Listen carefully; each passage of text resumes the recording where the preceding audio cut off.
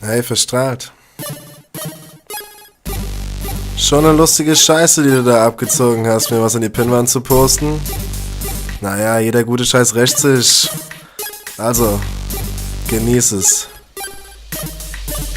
Na, kennst du meine Stimme? Das ist Feature-Gast. Das ist der Typ, der angeblich keine Würze hat. Du wolltest irgendwas mit Würzen sagen. Jetzt gibt's Beef. Du Fotze bist ja scheinbar ziemlich unkreativ. Du nutzloses Stück Scheiße. Ich werde dich zerreißen. Als wenn man Floh einzog und du stehst mitten auf den Gleisen. Doch bevor ich dich vernichte, hier, deine Kindheitsgeschichte. Der Kleine, verstrahlt mit Mini-Rock und String, wollte hoch auf Onkels Schoß und hoppe hoppe Reite singen. Und plötzlich ein Schrei, der Onkel in dir drin und flüstert in dein Ohr: Bist mein Bestes. Deswegen hast du Ladyboy auch eine Angst schwänzen und sprengst Wochenends deine analen Grenzen. Doch bevor du Kackvogel mich auf Würze reduzierst, werde ich lieber Robokrabbe in der Hook zitieren. Du kannst nix, du bist nix, du warst nix, du wirst nix. Hier hast du deine Würze, Nutte, hier hast du deine Würze.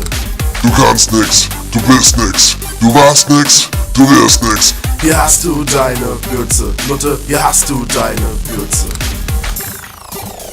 Na, wie gefällt dir der Track bisher? Schon lustig, über jemanden herzuziehen, der kaum Mic hat. Aber ich bin ja nicht alleine. Normalerweise bin ich der Feature-Gast, aber ich hab dir jemanden mitgebracht. Deine Nemesis.